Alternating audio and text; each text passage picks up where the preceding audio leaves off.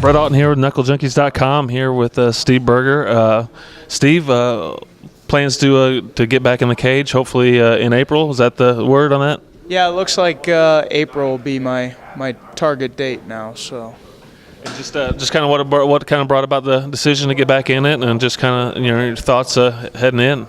I know I'm getting a little older, and I know it's just kind of hey, if you're gonna do it, now's the time. Do it right and get in it before it's too late. I mean, obviously you've been around the St. Louis mixed martial arts scene for a long time. I mean, can you just kind of touch on the way things have changed or grown, and then when you start seeing a difference, or? Oh, I mean, it's really neat seeing the way it's come full circle, because I can remember when it was totally illegal to fight in Missouri, and you couldn't even fight in your hometown state. You had to go, and now here I'll be fighting 20 minutes from where I live. It's really a neat thing to see the whole thing come full circle and see everybody with the tap out shirts and everything. So now it's been about a year, I think you said, since the last time you fought.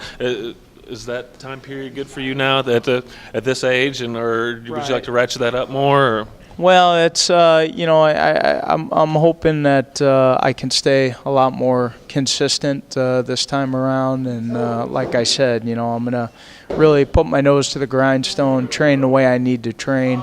I'm lazy by nature, and that's been my downfall in the past, and it's kind of something I made a deal with myself that I'm gonna make sure that I train the way I need to train, and make sure when it comes time to answer that bell that I can do as many rounds as need be. So, did you rely on raw talent? I mean, too many times, or? I relied a lot on raw talent, and probably the worst thing that ever happened to me is there was a lot of times that I did that and I won, and that's probably the worst thing that could happen to a fighter, because it's in your head, hey, I don't need to train as hard as the other guy because I beat so and so and I really didn't, So, but I've learned my lesson from doing that. So, So physically, how do you feel, and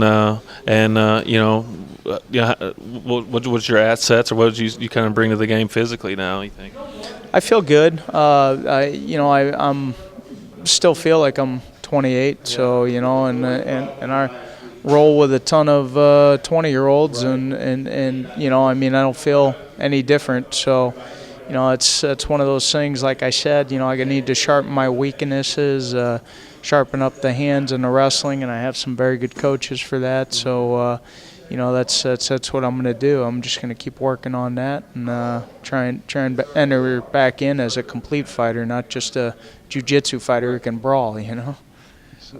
Now, some of your guys around here are, starting to really build up some nice success. I mean, how does that fulfill you as a coach, and what's it like seeing, seeing the younger guys and how they improved and develop?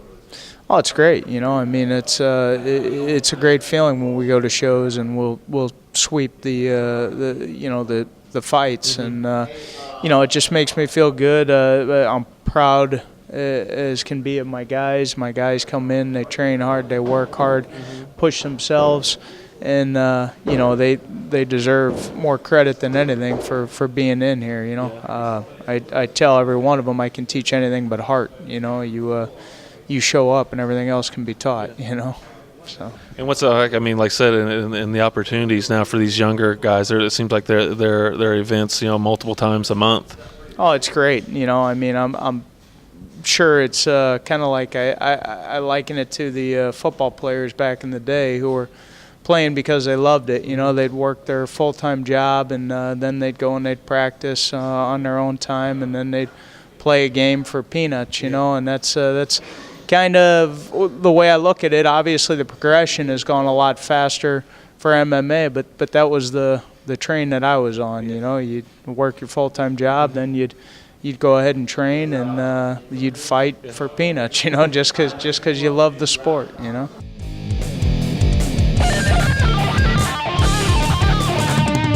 This is Steve Berger with Berger's MMA. Get your St. Louis MMA fix at KnuckleJunkies.com.